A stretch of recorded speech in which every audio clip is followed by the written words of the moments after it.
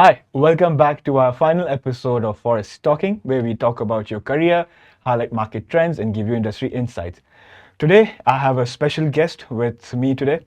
It is our CEO, Johary Mustapha. Thank you, Johary, for being with us here today. Yeah, me. We can start with a quick introduction of yourself. What does Forest Interactive do? And then we can take it from there. Yeah. Yeah, sure. Well, my name is Johary Mustapha, as you know. I founded the company 18 years ago.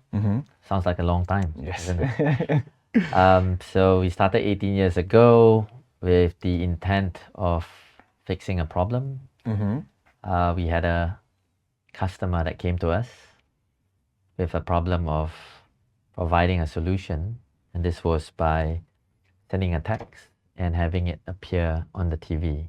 Okay. And back then, mobile was at its infancy, 2006.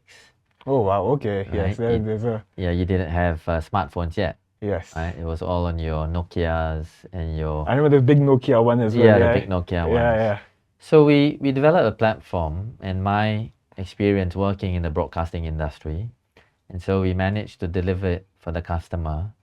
And this is the same platform that powered the mobile game shows on TV. You have a host, and then you have a screen, and they were probably going to ask the audience, hey, how many candies do you see in the jar? Or how do you solve this puzzle? Or, if you remember those days, there's this morphing game where it shows the picture of a tiger. And then, okay, who of you out there can guess who this tiger will morph into, and it will slowly morph into a person. Okay. Yeah. So the solution was to address the customer's requirement, which was they wanted to run a game show, and they wanted some support in terms of a platform that could show some interesting 3D visuals, as well as support the SMS from the audience. Interesting. So coming from that and now, I think the entire paradigm has shifted, right? So how do you feel about that?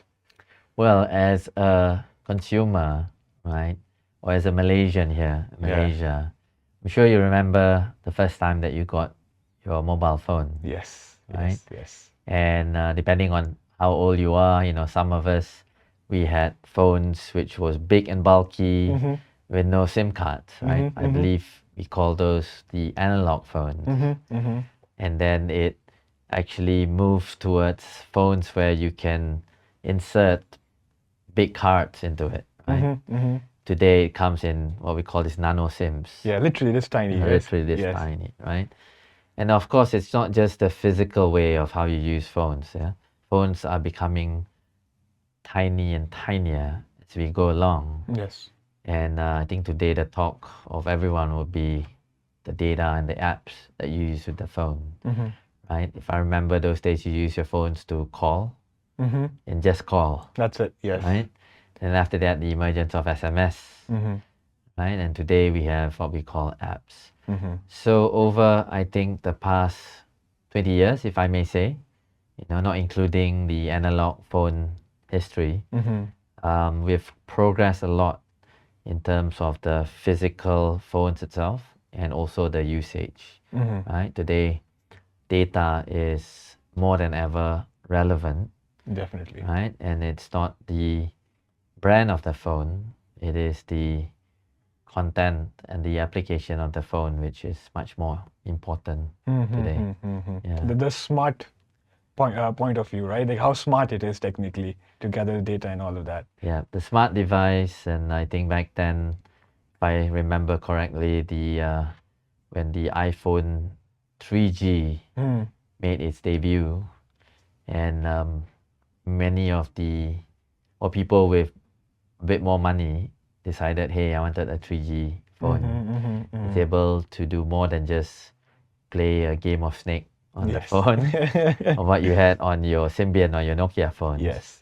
And I think that's how it has progressed to what we are now. Okay. Yeah. There's also another emergence right now, which is the AI, artificial intelligence, right? Yeah. So what are your thoughts on that, especially coming from a tech sector or tech industry? Wow, is there any day that we don't talk about AI at all, right?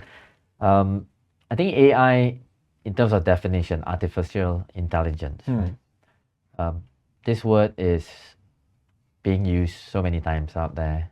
It's a fancy word, it's a sexy word. 2024 or last year, 2023. I think we all need to understand what it means. Now, the AI component wouldn't exist if there is no machine learning, and if the machine learning won't be able to exist without the big data. It comes back to the entire thing, data, right? Yeah, it comes back to data. And we've seen how data has emerged for the past 20 years. And there's lots of data. And AI is generally what it has matured to. Very advanced instructions that we program, since we human beings, into a set of behavior that will react to different sets of data, right? And so AI has been generalized into a very disruptive force in our way of life today. Indeed. So I think when you approach AI, what's important is not generalizing it, but more on what component of AI would you want to have that discussion into, and will you make it a productive discussion or a negative one, depending on who the person is. Okay. Yeah. Okay. And obviously working at Forest Interactive, there's a recent been a mandate coming from you that all departments need to use AI. And then, so what sparked that? Like, why do you think everyone should use, especially within your company, should use data, AI in some sorts? Well, the writing is clearly made on the wall, right? On your media, print, on your social networks. AI is coming and it is here to stay, right? I think what we believe AI was in the years before was that it is a very complex technology, very rocket science. Scary. Yes. Scary. Yes. And how do we interact with it, right? Of course, as a consumer, depends on when it's available on the stores or online, right? But as business owners, as entrepreneurs that want to innovate, right? How do we reach to AI? I mean, we know the guys behind OpenAI is all the way there in the US, right? But is that a difficult bridge to cross, right? And I think it's changed a lot last year when Meta released what we call LLAMA, or what we pronounce as Llama, right? And Llama totally changed the whole landscape. They made an AI framework available for any developer to download and try it out and innovate from there onwards. Okay, so they give a blueprint in a sense, like, okay, here it is, and just work with it. Yeah, if you still remember how much Microsoft was so dominant. It was, yes. On our PC, desktop computing, and the emergence of Linux. Yes. And also companies like Red Hat, Corel, Ubuntu, right? So think of it that way. When you talk about mobile phone, it was dominated by Nokia, the single brand that had an 80-90% market share. Yes. And look at the market when Google released Android, right? Adoption, and you see how companies like Samsung, Huawei has adopted Android, and we've seen how companies like Nokia and Alcatel have never adopted. Motorola as well, I think. Motorola, and they adopted it a bit too late. Yes. Right. So you translate that into our discussion today. Are we going to be late adopters? Exactly. Right. Definitely, the fear is there. Yeah. Right. Probably you could call it FOMO, fear of missing out. Yes. But in this case, it's not just missing out on the usage of this technology, but missing out on adopting that technology at an early stage. And so when you said earlier, we're trying to have our departments adopt that, but at some juncture, force it upon them, right? Whether good or bad, that depends on how you look at it. So we believe that the adoption has to be fast, and we don't want a repeat of companies that we seen slow adoption, and how that will definitely affect the progression of how the company moves ahead. Okay. With AI also, there's another term, right? That's coming up, another narrative that AI is going to take over your jobs. So what do you think about that? What do you have to comment on that? Well, I think it's an unfounded fear, right? To understand that statement, we need to break down into what job are you working out as, right? Now, if you're looking at, if you're a fisherman, so you expect AI to go fish for you, right? So there is a lot of component of AI, right? You have AI as a software, and you have AI later on translated into an hardware, right? An AI operating machine, right?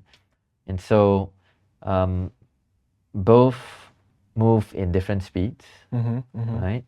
As you know, there is a chip war going on right now, and that affects our adoption of AI, whether it's hardware or software. But going on to your job, right? Yes.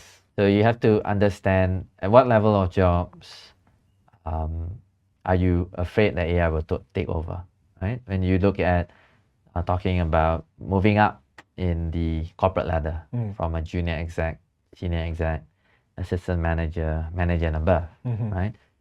So I think the worry will be more on the mundane routine roles, which is a bit more junior, right? Data entry positions, front-facing customer positions, right?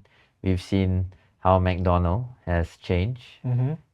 Its customer-facing person, Okay. right? Like example? For example, before you had the cashier that says, "Hey, welcome to McDonald's. What will your order be?"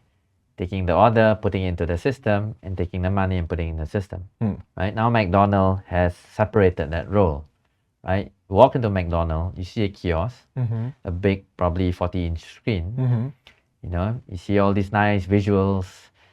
Very consistent. Yeah. Right, and you select your orders and you pay through a cashless card or QR code. Right, they don't accept cash anymore. Yeah. Right? Yeah. And then as you order, you get a number, your receipt, you walk inwards towards the outlet, and then later on you wait for your number to be called before they serve you.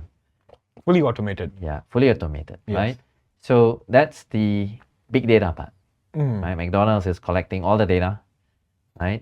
What you order, how frequent you order, and also how fast before we give you the order, right? So all these data goes into machine learning. Interesting. And so I think today McDonald's is at the stage where it's learning customer behavior more than ever before, right? Who's coming into our outlets, right? How do we scan them?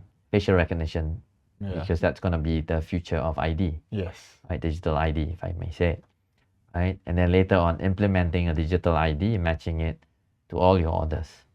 That sounds scary, right? But that also gives an insight to McDonald's to help understand you as a customer and how they can make your orders better and can probably sell more things, right? And probably advise you on what you should eat and what you should not. Fair enough. Yeah, like your dietary specifications or depending on the location and everything. True. Okay. Probably you prefer something spicy. Yeah. Of which, if you walk into McDonald's in Barcelona, there's not going to be such a thing as chili sauce. Yeah. Right? But because there's so much tourism coming from people in Asia, probably they need to introduce chili sauce in the Barcelona outlet of McDonald's. Interesting. Okay, and all because of AI, all because of AI and the data that they've collected. Interesting. Yeah. So, can you give some examples on how Forest Interactive is using AI within its systems or workflow? So we had a look at AI and how that will affect our organization as a whole, right? So the first initiative that we did was we collected data, right? We had it digested. Now we're presenting all these data to all our departments. So the first step is making decisions based on big data, right? Now from there, we wanted to implement an AI module, Okay. right? We look at what data doesn't change so much, right? So in this case, we have a company policy, 100 over pages, right? And that data is mostly stagnant and not dynamic. Right? Okay. You can't change policies every week. Definitely. Then people will think you're crazy, right? So we try and put that data into our AI platform. And then from there, rather than you go through hundreds of PDF pages, you go into a conversational discussion or inquiry. You go to an AI, our AI prompt called Alice, and you ask about the particular policy you want to know about, and the AI platform returns with all the data that you need. Interesting. And then I was just going to take this opportunity to highlight to our audience as well that we already have almost 3 AI products within our company as well. So we are really implementing that as well. Yes, we are. So that is internally for our talents. Yes. That means you don't have a wait time between people, operations, and also giving the answers out. Right? We also have an initiative with our software team. Right? Before, software, believe it or not, was traditionally being coded by our team members. Right? You may ask, how does AI play a part? Definitely, right? yes. Yeah. So we're on the Microsoft platform. Right? So we work very well with .NET. Okay. Right? And now AI or Microsoft has introduced an AI element into their coding framework. Okay. Right? So we're making use of the Microsoft AI services, and that affects our coding. So no more coding from scratch. Right? Now we can select templates to work on, and then continue from those templates and those frameworks that comes with the templates.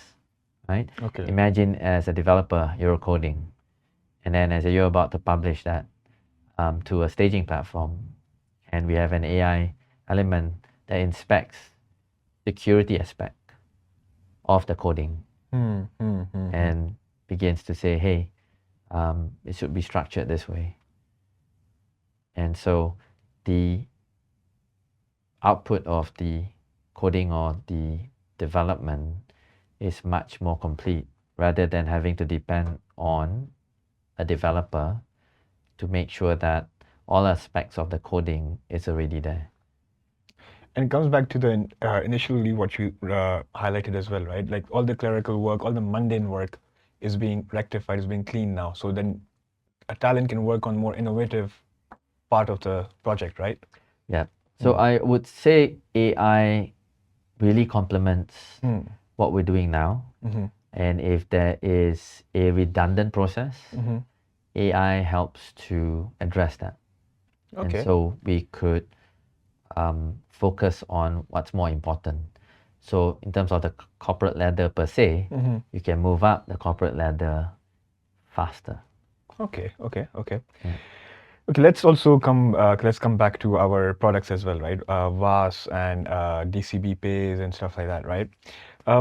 How do you think AI will affect value-added services, direct carrier billing, and a new product that has emerged from direct carrier billing, DCB pays? So how do you think it's going to affect the entire industry?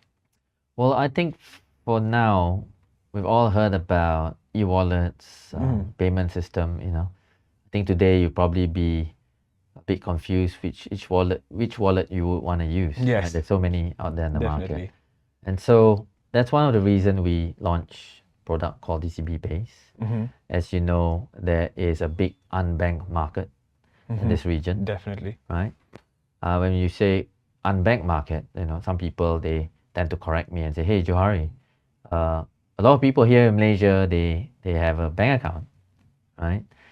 But then again, there is a limitation on how would you want to enable to pay from your bank account, right?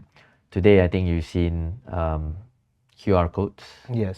QR Pay, Mm-hmm. and that make it easier for us to pay for something, right? So DCB Pays kind of bridges that gap. You know, the unbanked market, them not wanting to pay for something because of an app. So today we are bridging the app ecosystem, mostly application developers or OTT providers, with the telco network, Okay. right? So it's easier for OTT providers to monetize Okay. Interesting. based on the automation and billing platform that we're introducing to the market, Okay. right? Okay. So you might ask, where does AI come into play, Yes. right? And so we're taking a look at the data of who's using these services, right? And trying to understand, hey, they might want to be introduced to something similar, something that can bring more value. And this is where we sort of bridge that data to recommending people. Probably, they will want to download something else that is relevant to their behavior. Okay. Yeah. Like analysis of consumer behavior. True, that's right. And I think you're already seeing this on the ad networks, right? Yes. Yes. If you browse a particular site and then later you'll be bombarded with travel discounts. Even and talk about it, offers. like even if, like I've realized, even if you just talk about it and then it's there and then it just comes up. True, So true. yeah, yeah. So if you recall, I said something about McDonald's earlier, right? Understanding your diet patterns or your eating habits. And so take that and apply that to a mobile subscriber network. What you are getting out of your phone.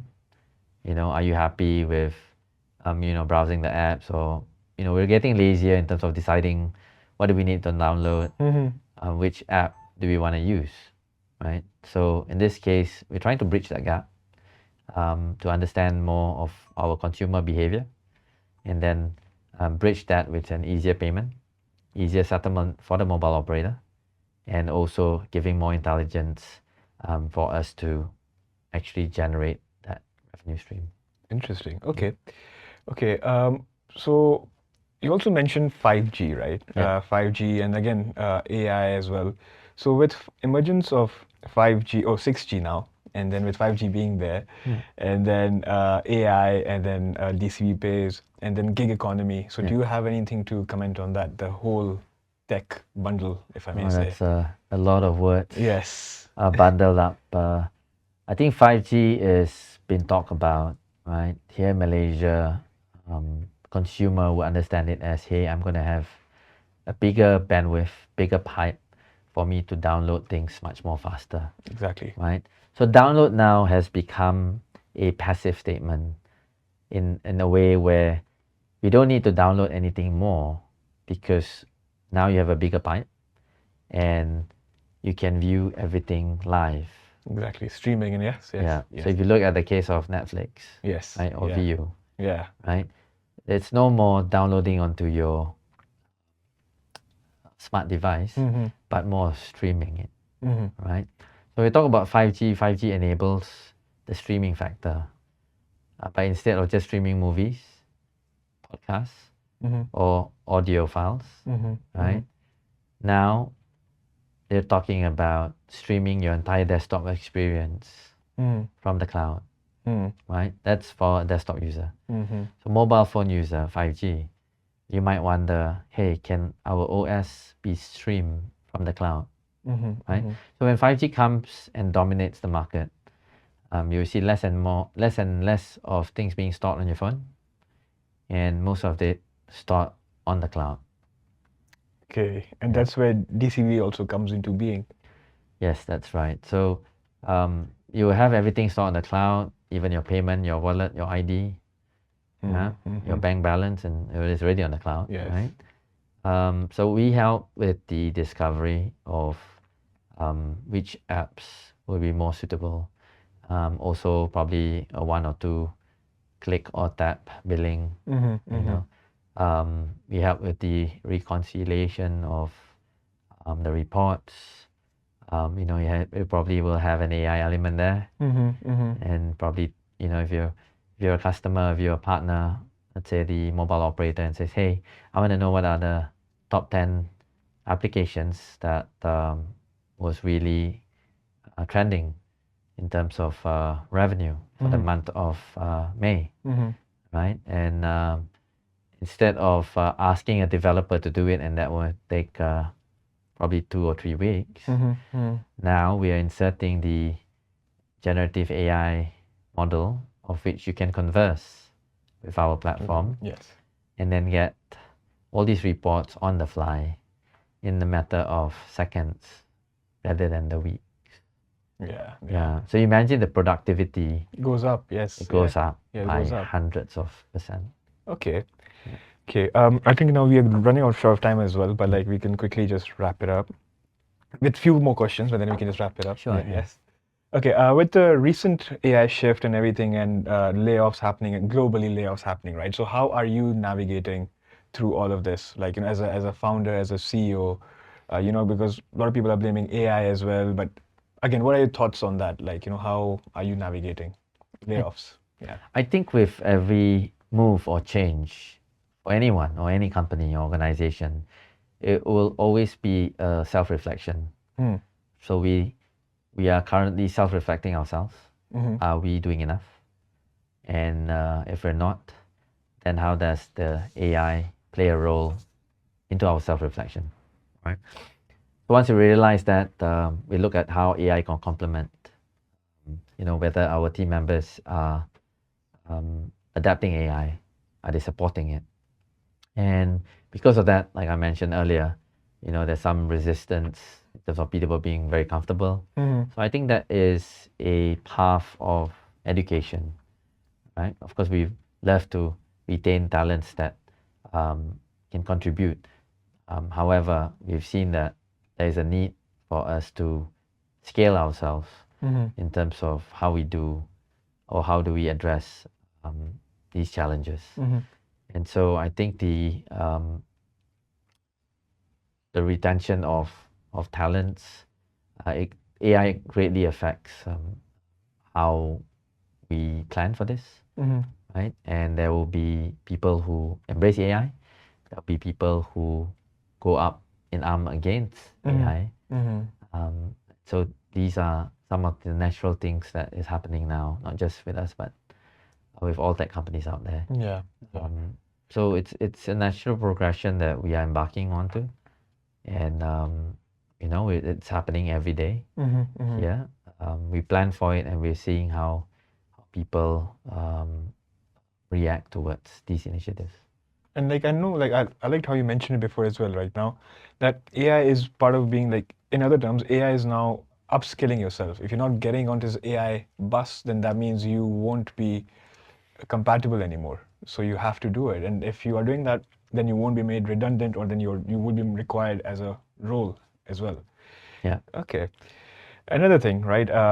When I'm working around and talking to my friends and stuff like that, right? Most of the companies have started their mandate of coming back to office, right? But as working at Forest Interactive, we still we have a hybrid situation going on, right? So what are your thoughts on that? Like, because initially everyone used to come to office back in the day, but then after pandemic, it changed, and now, so what are your thoughts on hybrid work situation?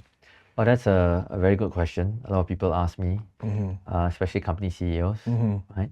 I think we're one of the very few companies out there that has a customized policy on work from home arrangement or hybrid arrangement, right? We have teams coming into the office once a week, some teams twice a week, some teams 3 times a week, or some not even once in a month, right? So we realized that a single policy doesn't work anymore. Okay. Okay, and that's the first realization that every company should have, right? Does this mean a nightmare for the HR or the people ops team?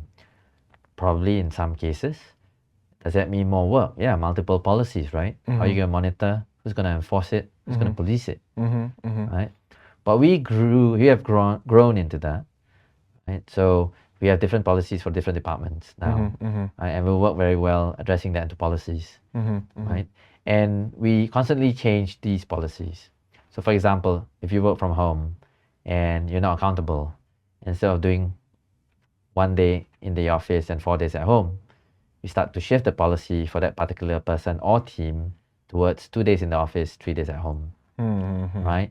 And they continue to not be accountable, then we move it to 3 days in the office. It's an ongoing thing. It's an ongoing thing. And I think once they start to change, we are all humans, right? We're subjected to emotional change, depending on the weather, depending on our surroundings, right? Yes.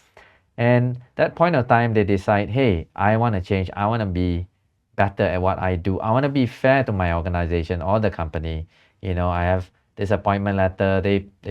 Well, what we traditionally call, they pay me 9 to 5, right? I really want to give back my 9 to 5. Definitely. Right? And so then we start seeing much more productivity. We start seeing much more accountability. Then probably they want to pace themselves better and they want to be more accountable. Probably a life-changing case for some people. And then we reflect, we go back towards 2 day a week in the office and probably 1 day a week in the office. Okay, that's fine. I agree. And this is such a subjective matter as well. Like for some people, they just love coming to office. Some people prefer it from home as well. So like I liked how you mentioned, like, you know, it's an ongoing process because everyone's so different. Yeah. So it can't cater to everyone. And guess what happened, right? Which we foresee What? to happen. People like to compare, Okay. right? And 2 years ago, before we went, or 4 years ago, before we went into office, home, hybrid working environment, right? People are always comparing, like, hey, he gets to work from home once a week. How I don't get? He gets to wear jeans on a Thursday. Why don't I get to do that, right? Yeah. People love to compare, but I'm not saying it's bad or it's good. It's just a natural way of things, Yep. right? So today, they can't compare apple and apple anymore, right? Because everyone is doing the job differently, Yeah. right? They pace themselves differently.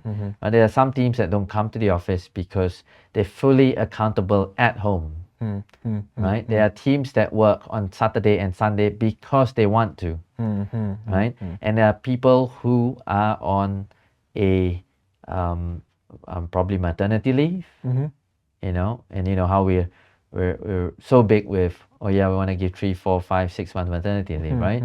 But what happens to people who really want to work? Yeah. Right? They got their maternity done after say 1 month, right? And they're bored to death at home, and they say, hey, I want to work. How does that work, right? Am I going to be paid extra, or I just don't want to pile up on things. Definitely, especially in a certain position. Yeah, true. So things have changed tremendously, right? And we want to follow the pattern of how talents wants to perform in the work environment. Yes. So it's more like employee-centric rather than becoming company-centric.